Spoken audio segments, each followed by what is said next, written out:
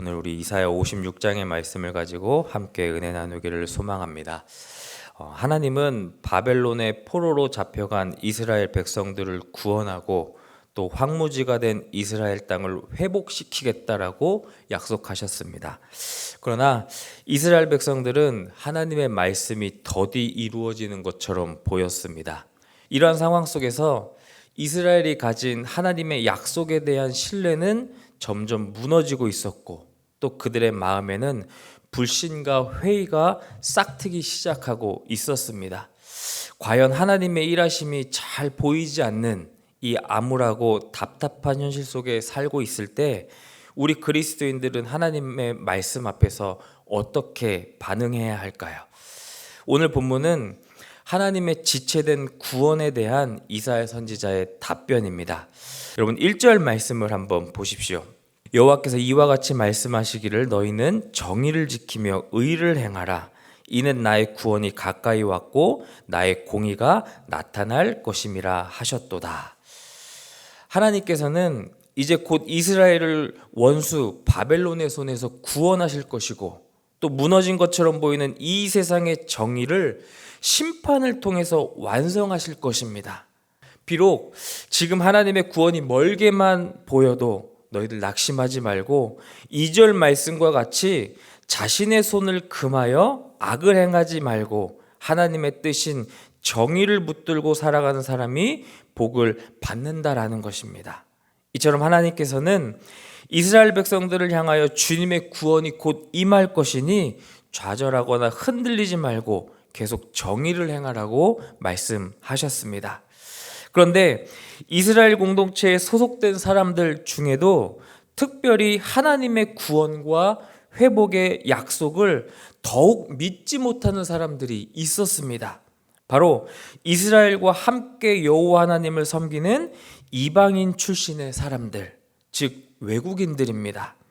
3절 상반절 말씀을 한번 보십시오. 여호와께 연합한 이방인은 말하기를 여호와께서 나를 그의 백성 중에서 반드시 갈라내시리라 하지 말며. 이사야 선지자는 여호와 하나님을 따르고자 하는 이방인들을 향하여 그들 스스로 여호와께서 나를 여호와의 백성으로 받아주지 않을 것이다 라고 말하지 말라고 했습니다. 6절 7절 보시면 하나님께서는 아무리 이방인 곧 이스라엘 백성이 아닌 외국인들일지라도 여호와를 섬기며 여호와를 사랑하며 여호와의 종이 되며 여호와와 맺은 언약을 굳게 지키는 이방인을 주님의 집에서 기쁨을 누리게 하시며 그들이 태워드리는 제사와 제물을 받으시겠다라고 말씀하셨습니다. 오늘 본문 말씀은 이스라엘 사람들과 이방인 모두에게는 매우 충격적인 말씀입니다. 여러분, 왜냐하면 이전에는 이방인이 여호와를 따를지라도 이스라엘 백성들과 구별되었으며 그들의 권리가 상당히 제한적이었지만 오늘 이 말씀을 통해서 하나님께서 이스라엘과 이방인들의 벽을 허무셨기 때문입니다. 이제는 이방인이라는 이유 때문에 제사를 드릴 때 불이익을 당하거나 언약의 대상에서 빠지지 않게 되었다라는 것이죠. 이는 이방인의 입장에서 볼 때 놀라운 하나님의 은혜였습니다. 이방인과 같이 하나님께서 자신들의 원수 바벨론의 손에서 구원하시고 회복하시리란 약속을 믿지 못하는 또 다른 부류의 사람들이 하나 또 있었죠. 바로 신체적인 결함이 있는 장애자들입니다.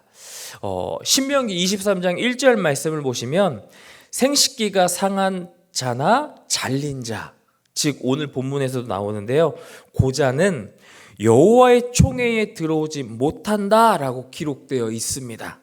여기서 여호와의 총회에 들어오지 못한다라는 것은 제사의식을 포함한 종교의식과 전쟁, 그리고 이스라엘의 절기를 포함한 모든 공식적인 이스라엘 민족 모임에 참여하지 못한다라는 뜻입니다. 부패한 이방인의 종교의식 때문에 남성의 생식기나 고안을 상하게 한 이방인의 풍습은 하나님의 창조 질서를 정면으로 거역하는 죄악이기 때문에 이와 같이 여호와의 회중에 들어오지 못하도록 하였습니다.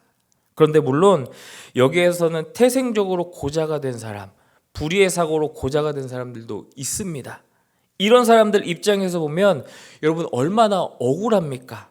자신의 의지적인 결단 때문이 아니라 상황이나 환경에 의해서 어쩔 수 없이 신체적인 장애를 얻게 되었는데, 그러한 이유로 여호와의 회중에 들어가지 못한다는 것은 이들에게 참으로 안타까운 일이었습니다.